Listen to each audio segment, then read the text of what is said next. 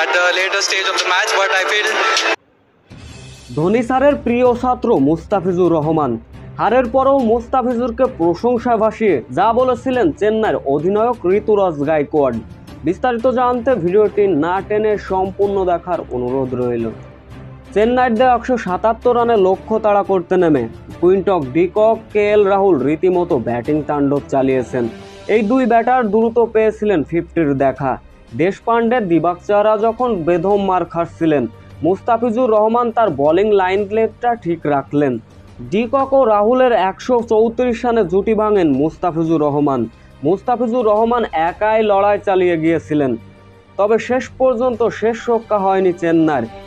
19 ওভারে 2 উইকেট হারিয়ে জয়ের বন্দরে পৌঁছে যায় লখনৌ সুপার জায়েন্ট। এদিকে ম্যাচ হারের পরেও মুস্তাফিজুর এবং পাথিরানার প্রশংসায় ভাসিয়েছেন ঋতুরাজ গায়কোয়াড়। তিনি বলেন, ধোনি স্যারের প্রিয় ছাত্র মুস্তাফিজুর রহমান এবং পাথিরানা সেই দুই বোলারই জয়ের জন্য চেষ্টা করেছেন। এমনটাই প্রশংসায় ভাসিয়েছেন ঋতুরাজ গায়কোয়াড়।